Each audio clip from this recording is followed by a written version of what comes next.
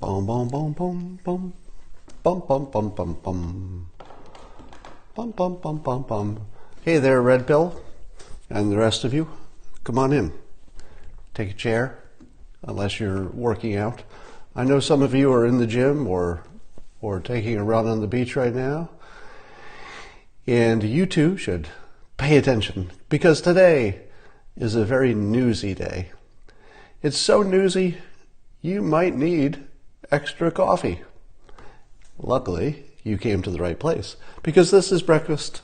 No, this is Coffee with Scott Adams. I forgot who I was there for a moment, or where I was, or what I was doing.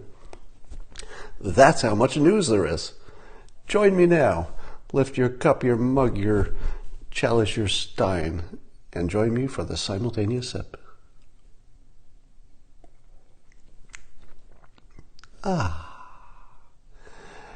So, we got a lot of news. Let's talk about it in reverse order. Let's talk about North Korea first. So, unless you've been living under a rock for the last 4 or 5 hours, you know that the president has decided to end early the talks with North Korea and leave with nothing new, no new agreements.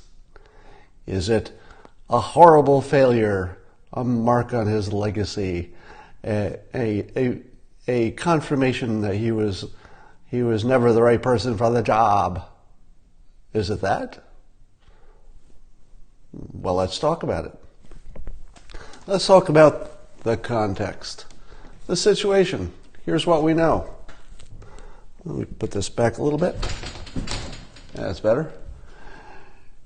So, we were watching the Cohen testimony, and what was the news saying all day yesterday about the juxtaposition of North Korea and the Cohen testimony? So the news was reporting it as if Trump needed desperately to have something happen in North Korea to compensate for all the badness that was happening with Cohen. Now, we'll talk about Cohen in a moment. But under those conditions, should Trump have made a deal? Nope. Nope.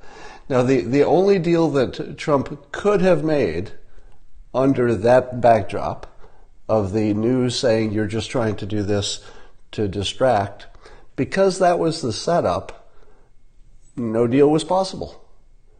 In fact, making a pretty good deal would have been a failure, because anything that we did that was we give you a little, you give us a little, any kind of thing that looked like a deal where both sides gave something would have been called a huge failure that never would have happened if Cohen hadn't been testifying.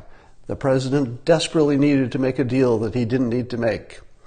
And so the press, the enemy of the people, made it impossible to reach a deal that had any kind of give and take.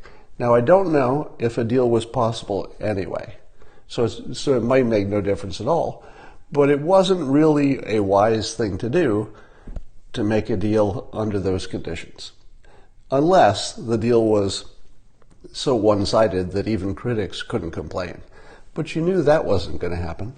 Nobody said, the president's going to go over there, Kim will give him everything, Trump will give him nothing, and that will be the deal. Nobody said that. So without that possibility, the president only had a lose-lose scenario. He could not make a deal, or he could make any kind of a deal that had a little give and take on both sides, which would be framed as a failure. Because everybody would say, you gave a little? My God, you had your foot on their neck. The sanctions were on. Why did you give them anything?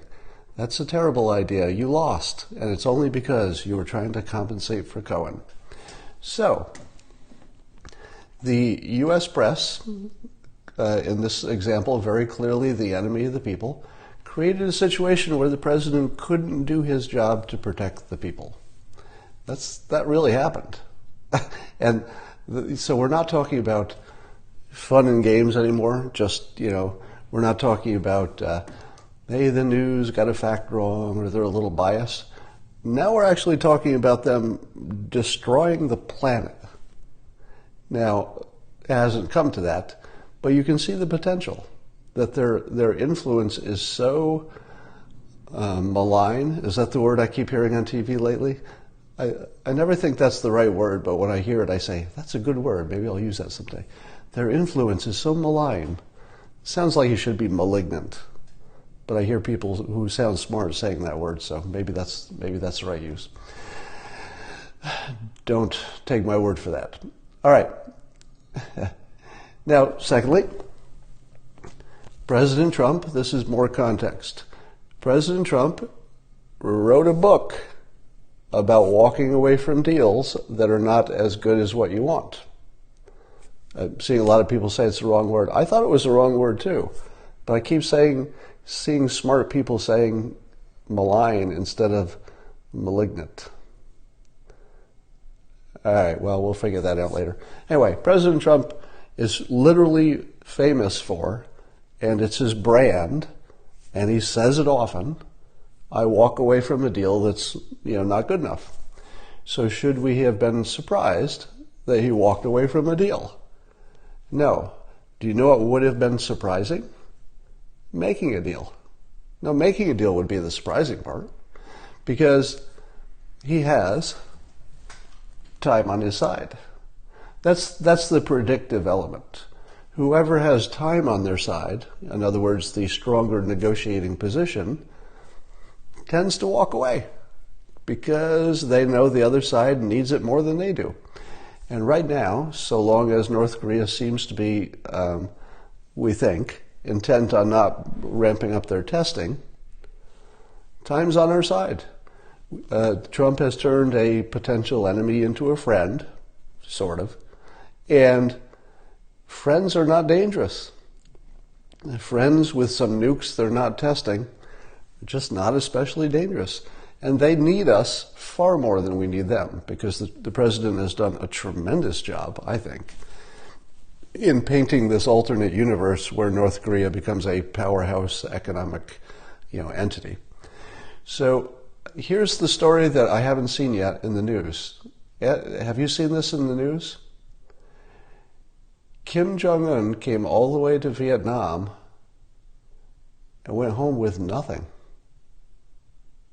Think about that.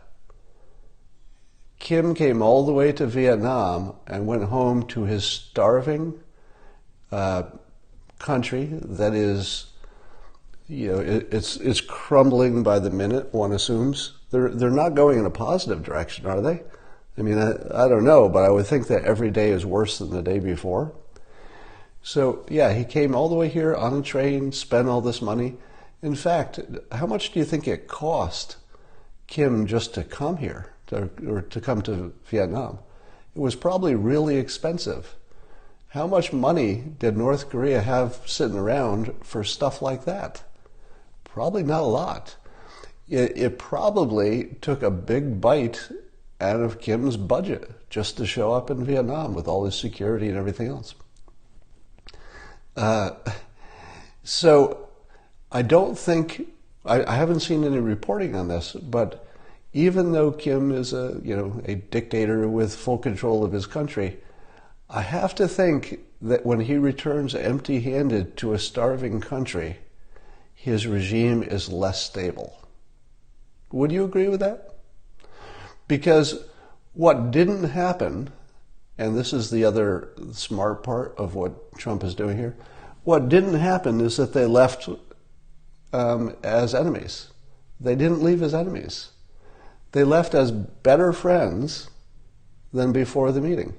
And Trump is doing this in a fairly genius way, and that I just haven't seen this done before.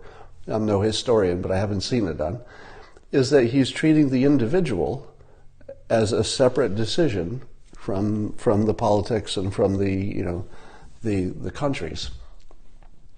And he's made it very clear that he has an affectionate personal relationship with the leader.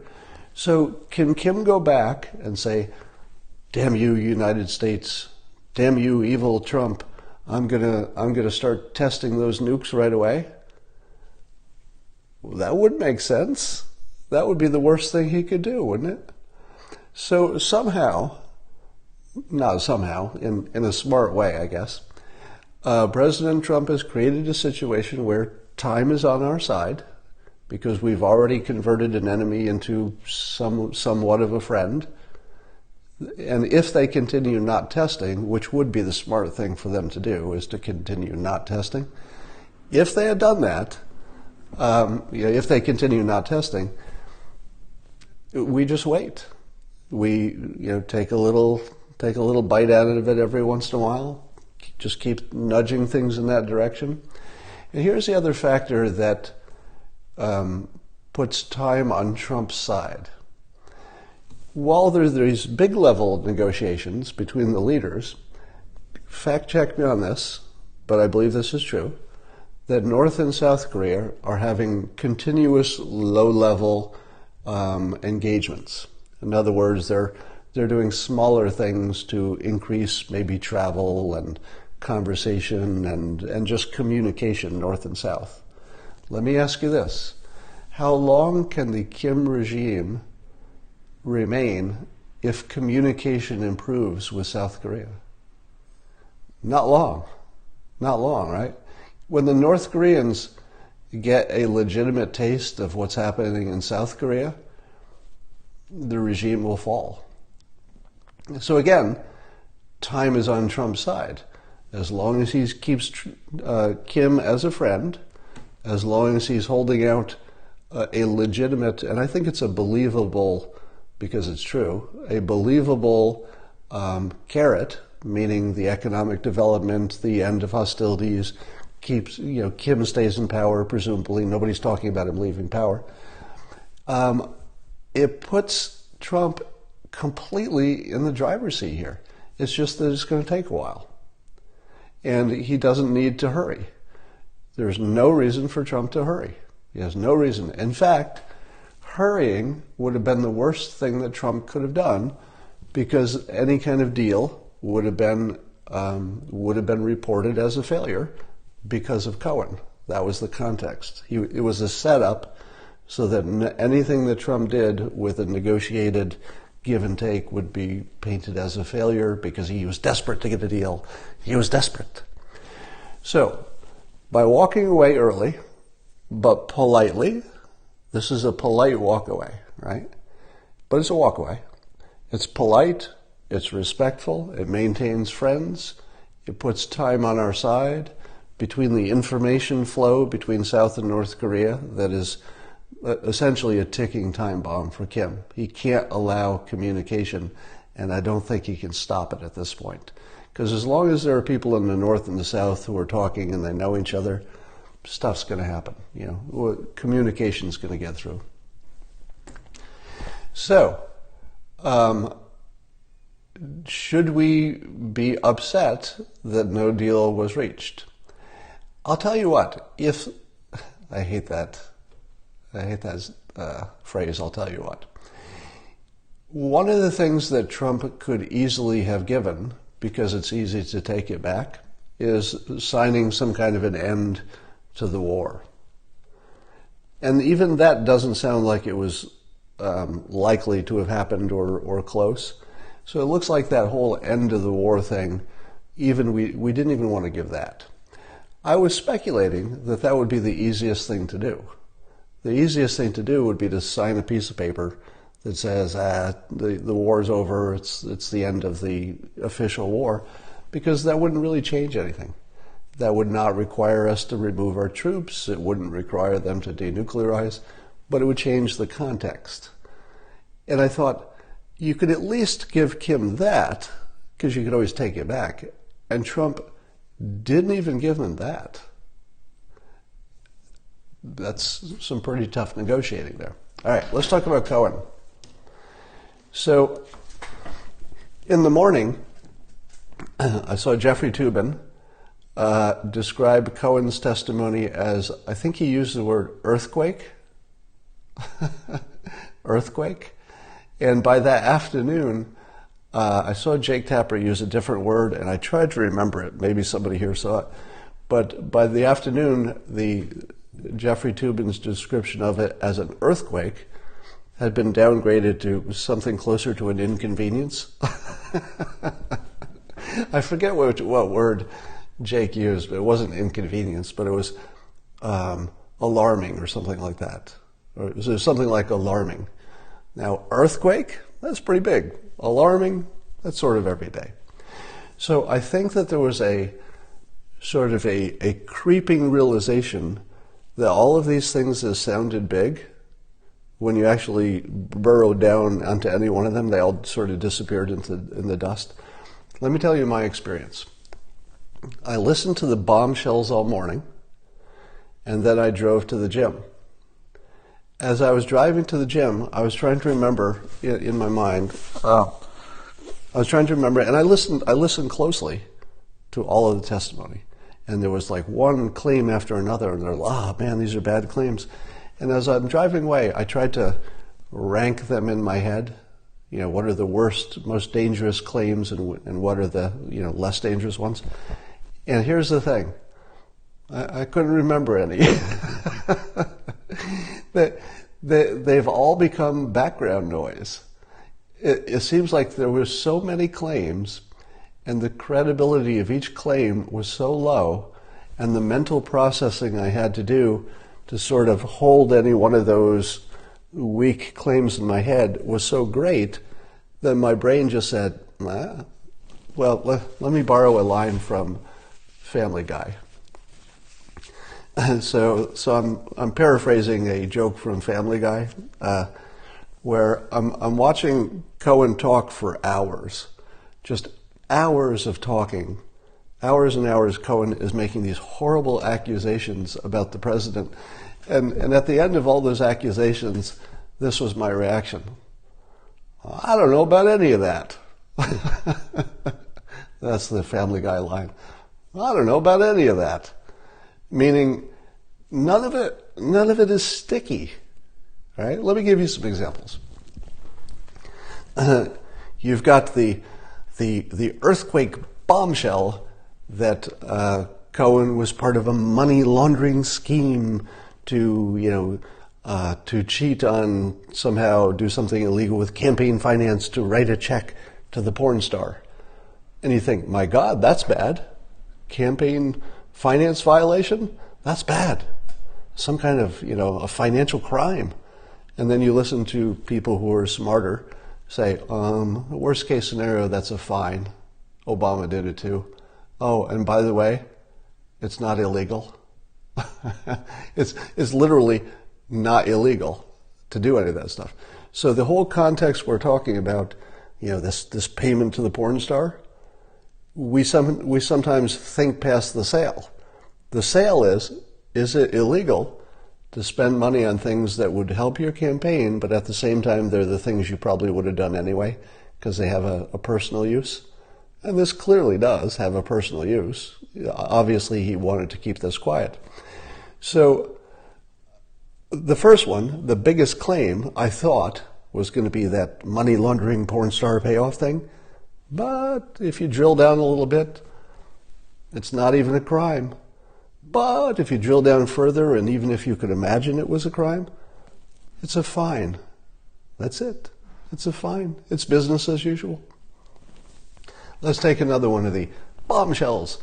It's a bombshell that Cohen allegedly heard a speakerphone conversation between Trump and Roger Stone about Wikipedia going to release some stuff. It's a bombshell. This is it. The smoking gun. Now we know that the president was talking with Stone about WikiLeaks and they're connected to Russia. It's Russia. Russia. Finally. And then you drill down a little bit and you find out that WikiLeaks had been tweeting the release of these documents for a long time and that Roger Stone is actually just full of shit and he doesn't know anything. And here's the best part. I was watching Michael Tracy on Tucker Carlson last night, and Michael Tracy pointed out that the odds that Roger Stone allowed himself to be on a speakerphone was about 0, and the odds that President Trump would take a call with Roger Stone on a speakerphone is basically zero. Now, I suppose anything's possible, but the story just sort of falls apart. First of all, there's one witness. Second of all, yeah, and he's the least, Cohen is literally famous as being the most undependable witness of all time. I think he lied 4 times during his testimony before he goes to jail for lying. I mean, it was the most ridiculously weak accusation. So first of all, it was public information because Wikipedia was saying it. Second of all, Stone is a famous fabulist, as they say, or exaggerator, or maybe he lies on occasion. Cohen is the other biggest liar. So basically, it's just this den of liars about something that wasn't even a problem because it was public information anyway.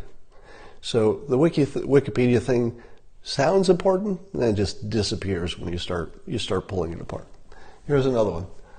There's the story about how Trump used his foundation as sort of a shell. Was it the foundation? To bid on a painting for some charity, and so that, and the scheme was that so he would bid. There would be a bigger bid for his painting than anybody else's, and it would come at the end. But really, it was just Trump's own money, and he was using somebody to just be a stand-in for himself, basically, so he could have the biggest bid for his own painting. Now, if this were somebody else, if this were not Trump, maybe that would mean something to me. But the fact that it's Trump, it's kind of what he does for a living, right? He was a marketing person who was all about his brand and the image, the Trump property image. And so he pulled a move that is frankly hilarious. And I have to admit, I am influenced by the fact that it's funny. It's very funny that he would run a scheme to make sure that his painting was the people paid the most, because it's part of his larger effort to maintain his brand as the biggest and the best. Personally, here's my reaction to it. Well, that's funny. It's funny and it's kind of smart because it should have worked. If you were going to tell me that this would come back and bite him in the ass when he's president, I would say, well, maybe then that's a bad idea. But on the scope of crimes, if you were to make a list of the worst crimes in the world, genocide or something at the top, and you'd go down, it's like murdering one person, stealing, beating somebody up, sex crimes and property crimes, and then there's traffic crimes and there's speeding. Somewhere at about the 1 millionth crime would be pretending that somebody else paid too much for your painting. Now, I can imagine there's a technical crime there, but it's about the smallest crime I've ever heard of. And it's hilarious. It's hilarious. Would you be disappointed if Donald Trump did not find a way to pay for somebody to pay the most for his painting? I'd be a little disappointed if he didn't do that.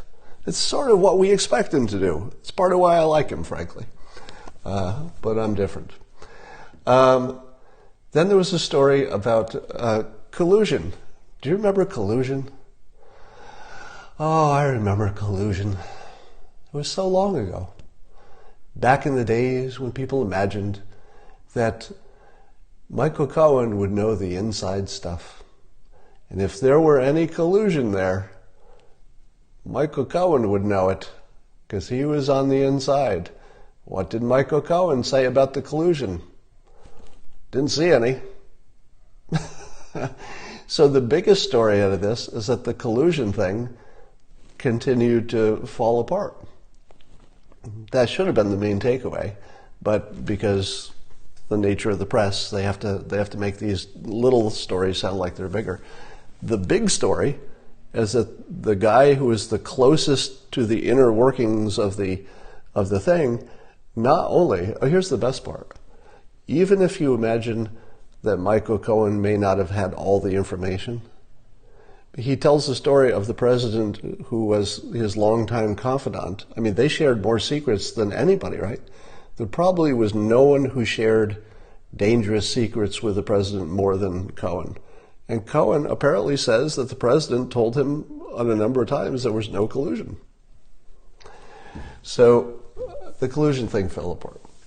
My favorite one is that the president was accused of inflating his net worth and then decreasing his net worth for other purposes. Now, let me put this to you. How many people out there have a financial background?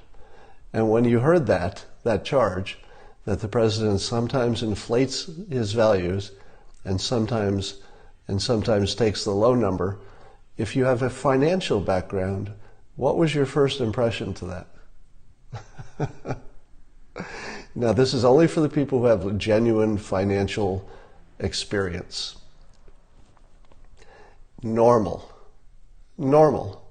If you don't have a financial background, you would say, my God, that's, the way they're reporting this sounds like a huge financial crimes. Let me give you an example. Now, I'm not fully informed here, so my example might be inaccurate, but it'll give you an idea of what I'm talking about. So take my example as a general point. So I might have some of the details of my actual example wrong, but here's the general point. So he had a golf course that he valued differently. I think at one point he valued it at $50 million. And for other purposes, I think for property tax, he valued it at like $5 million or something very low. So one was like $50 million and one was like $5 million. So it's reported as financial crime, right? Because it can't be true that something's worth $50 million, but also true that it's worth $5 million. They can't both be true, right? Would somebody with some financial education explain to the rest of the people here why those both can be true?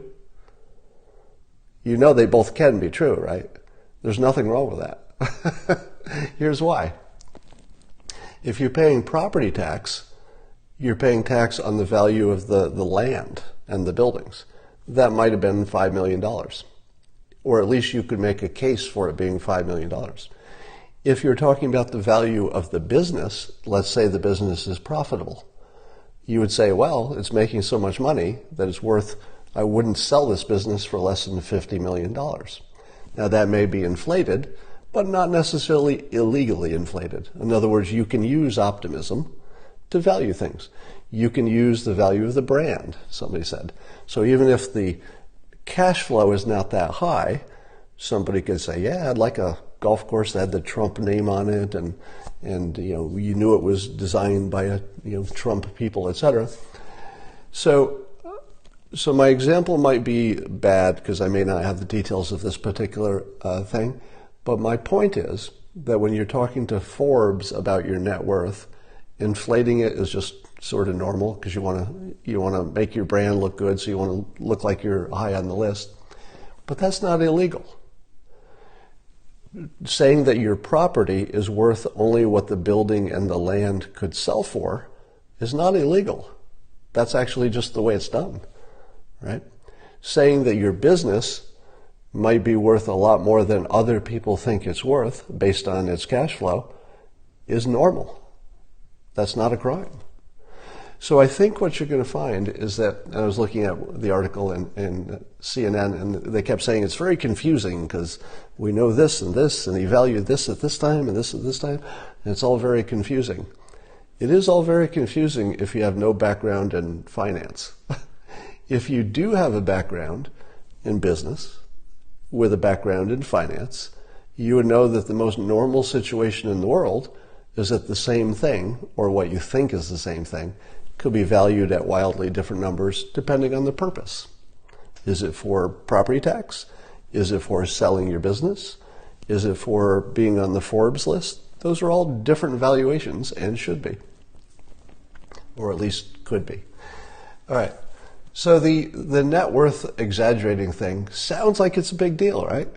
Until you drill down and there's just nothing there. Now, I could be wrong, but on the surface, it looks like simply a case where reporters don't understand finance, so it looks like it's a bigger deal than it is. Then there was Michael Cohen said that the president was a racist. Now, I didn't watch every minute, and I think there was some point where was he ever accused of something specific? Because I think I missed that. It's not in the news. Did Cohen point out to anything specific that only he knew there was evidence of that claim? Because I didn't see it. So you could inform me on that. So Cohen claimed that the president's comments about Charlottesville were evidence that the president was a racist. Here's what's wrong with that. Correct me if I'm wrong, but Cohen is a Jewish name, isn't it? Well, I know that part's right. So Michael Cohen, a close confidant of the president, who is Jewish, for 10 years, hired by the president despite what other people say are his lack of qualifications, worked with the president for 10 years, and never noticed that the president was anti-Semitic until Charlottesville? Is that the weakest claim you've ever heard in your life? If Cohen had not been Jewish, then I would say to myself, I guess maybe you just wouldn't notice, or maybe that was the final straw or something. But Cohen is Jewish. The Charlottesville marchers were anti-Semitic. Are you telling me that Cohen worked for Trump for 10 years and didn't notice? Didn't notice until then? And that was based on fake news? For anybody who's new here, the Charlottesville hoax is that CNN and other people report that Trump said that there were fine people on both sides. That, of course, was not referring to Antifa on one side, because they weren't fine people, and he was not referring to the racists who were marching with tiki torches, because they were not fine people. He was talking about the fact that the event was about statues, and there were fine people on both sides of the general question about statues. And yes, there were other people there besides Antifa and the racist with the torches. And the next thing you say if you hate Trump is, well, I've been waiting to do this one. Oh, right? So why were they marching with the racists? Are you telling me that they're non-racists who march with racists? Is that what you're saying, Scott? No, Dale. No one has ever said that. I'm not saying they're marching with. I'm just saying they were there. All right. So the Charlottesville thing, once again, plays on CNN. CNN, once again, lets it go by as if it's fact, which is why you can call CNN the enemy of the people. All right.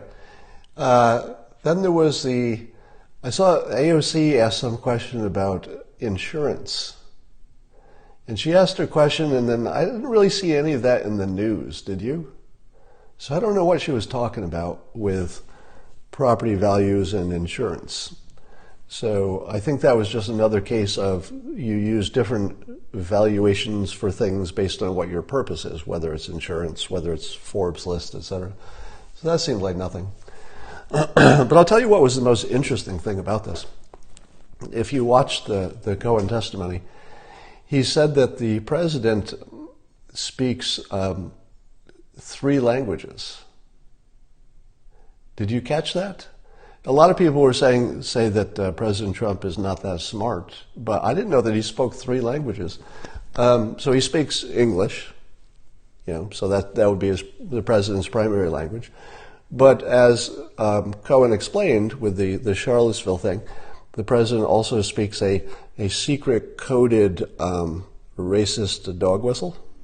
At the same time, he's speaking English. But on top of that, Cohen told us that he speaks in gangster code. So he's got 3 languages going on. He's got his normal English language, he's got the racist dog whistle, and then he's got sort of a gangster code, and he can do them all at the same time. I'd like to give you an example of that. So if, for example, you were to hear the the president talk about North Korea. If you only knew about the one language, it would sound like, well, we've decided to end the North Korea talks, and we didn't get everything we wanted, but we'll keep talking with them. So that's what it would sound like, just the English language. But now you have to layer on the whistle. So that's like this. Well, we got a good we didn't get a good result in North Korea. See, so now you've got some English, but you've got the whistle that's in there. But then the gangster code is more of a clicking sound. So then it would sound like this. So you can add the English on top of the racist whistle, on top of the gangster clicking sound, and it would sound like this. Well, we've decided click, click, to end our conversations in North click, click, click, Korea. We're very hopeful that things will go better in the future. Now, those are the three languages that are confirmed. So we know the president can speak three languages simultaneously. They're just traveling on different frequencies, as I gave that example. The one that maybe I'm the only one who knows this.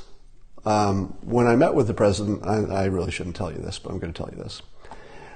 When I met with the president, we talked privately, and he admitted to me, and I'm going to tell you, that you know that sonic weapon that was injuring the diplomats in the Cuban embassy? It wasn't a sonic weapon. The president speaks 4 languages. That's right. English, racist dog whistle, gangster code, sonic weapon. The president is responsible for that damage to the Cuban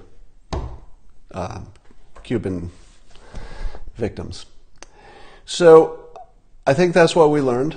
The president speaks 4 languages simultaneously. He's a lot smarter than we thought. He's possibly an alien. Possibly an alien. Somebody, Peter Nunes 7, says, apologist much? And that gets you the block. The word apologist gets you blocked automatically on my periscopes. Because it's not like apologist is the worst like insult or criticism. It's just that it's empty. You can certainly disagree with what I say. I'm always open to that. But to simply label me instead of to talk about the point, that's an instant block. All right? Now, on Tuesday next week, we'll talk to Dr. Shiva about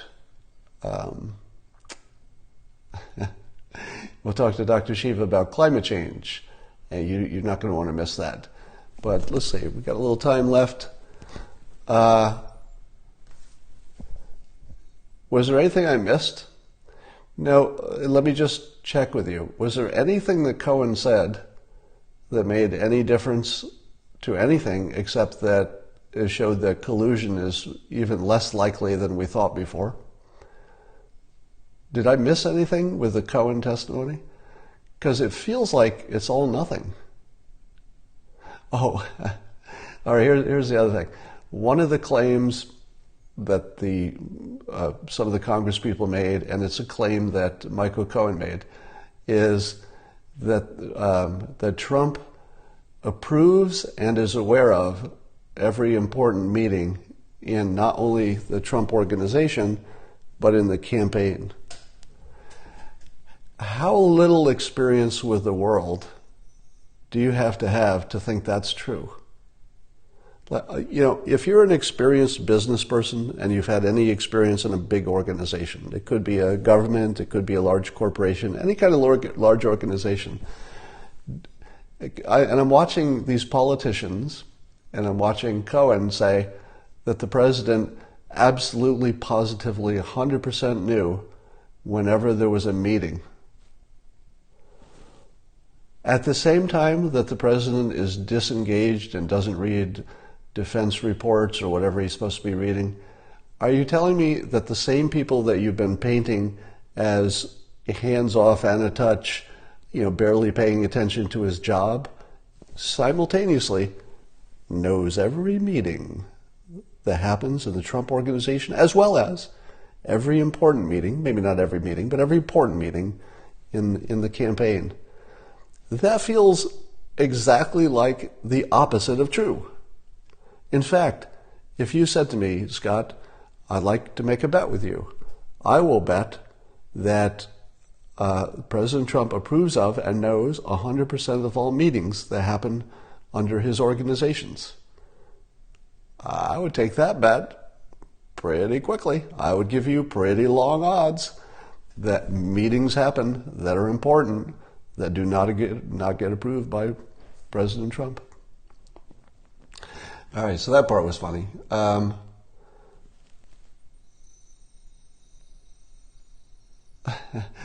Yeah. I'm just looking at your comments now. Are you also surprised that we've gotten this far? Oh, and then the other accusation about Trump is that he didn't expect to win the presidency, and he was negotiating for his Russian building deal, in case he lost, and then he would do that deal.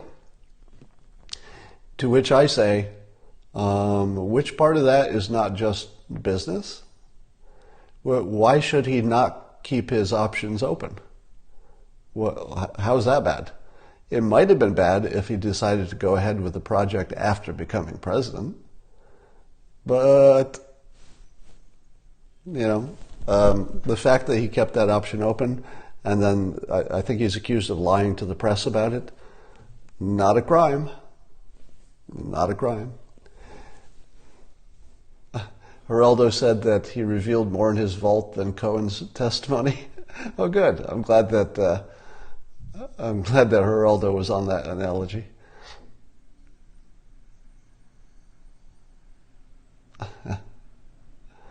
Oh, and then Cohen reports that the president said that Don Jr. had the worst judgment in the world. Now, does that sound true? Do you believe that the president made Don Jr. the head of his empire at the same time that he thinks he has the worst judgment of anyone in the world? Do you think that's even slightly true? That doesn't even seem like in the universe of true. Like that, if you look at the prominent role that Don Jr. has played throughout the campaign and after the election, etc. If there's anything you could say for sure, it's that the president has trust in Don Jr. I mean, I would say that's so obvious that it's laughable that anybody would say the opposite. Now, that doesn't mean that the president didn't argue with, some specific decision. So you can also guarantee that the president and Don Jr. have had periods at which, they very much disagreed on how to do something. So if you tell me that the president made a sweeping generalization at that time, maybe. But clearly it's not true as a general statement that the president doesn't have confidence in Don Jr. I think that's as obvious as anything could be by the last several years of observation. Don brought in Michael Cohen. The president hired Michael Cohen and worked with him for years, and he hired him after he did a good job on a few projects. So you didn't hire him without seeing his work first.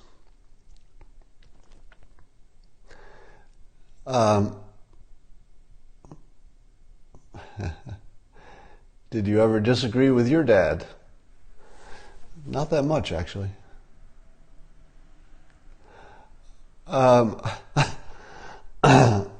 I had one of the worst thoughts, and I don't know if I can even say this.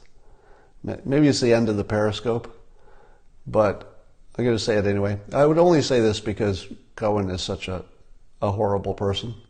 I mean, he really is a bad person. Should I say this? I'm going to get in trouble if I say this. I'm going to say it anyway. Because we're just having coffee, right? So Cohen's wife, who has to endure all the humiliation of this situation, all the risk, all the emotional turmoil, and her husband's going to go to jail for 3 years. And then she may have heard for the first time from Matt Gaetz that her husband has had girlfriends or has girlfriends. That's the bad news, right? So the bad news, and nobody can be happy about that, is that his marriage fell apart and that his family are all victims, right? So there's nothing funny about that. His family are victims, period. So I'm not making light of that. However, I'm just going to say this as a statement of what I think is a fact, and then you can do with it what you will. Cohen's wife is now the most dateable woman in whatever city she's in, New York City. She might be the most eligible kind of single woman ever, because there are going to be a lot of people who are going to see her as having a little extra going on. And by a little extra, I mean that, they might like her in general just because she's, an attractive person, but they're going to like the fact that Michael Cohen doesn't like it. And so he has transformed, completely accidentally, he has transformed his wife, who under any normal circumstances is, I actually went and looked at a picture of her because I needed to get a mental picture in my head. So she's an attractive woman. And her dateability just went through the roof in this weird way that nobody would want it to happen, right? So she's a victim, no doubt about that, of all of this, as well as the kids for sure. But she became really dateable. Really, really dateable. And we'll see how that works out. You didn't defend Alex Jones when he was censored. I'm not the guy who's going to defend people for saying things that I don't agree with. All right? So some people just have to defend themselves.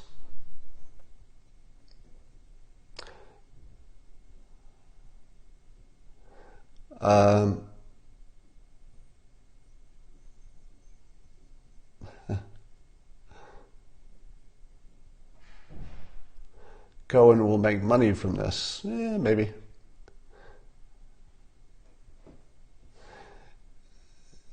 Yeah, I think, didn't Daryl Scott, and I think Reverend Scott said in a tweet or something that Cohen had tried very hard to get a job in the administration, so he got outed as a liar. There's nothing worse than being called a liar by a minister. If you ever get called a liar, you better hope it's not a man of the cloth. I'm not sure if does a man of the cloth, is that just a Catholic term? I don't know how that works. But you don't want to be accused of a liar by somebody who literally is teaching the Bible.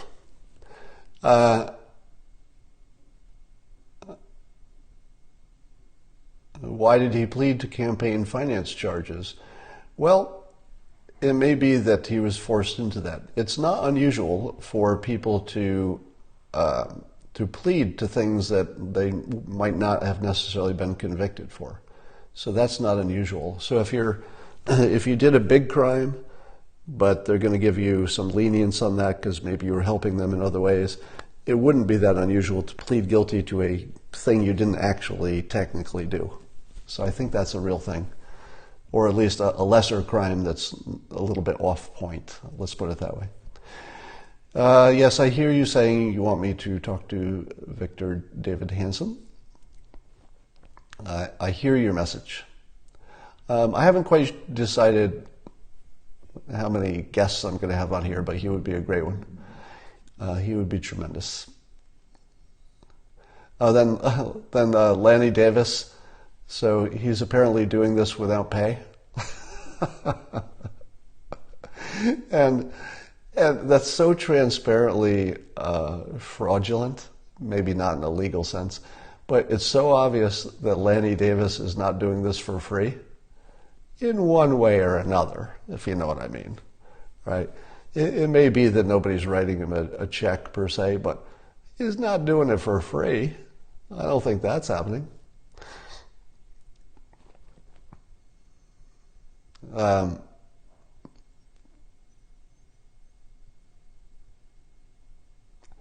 All right. I think we've exhausted this topic, and I will talk to you all later.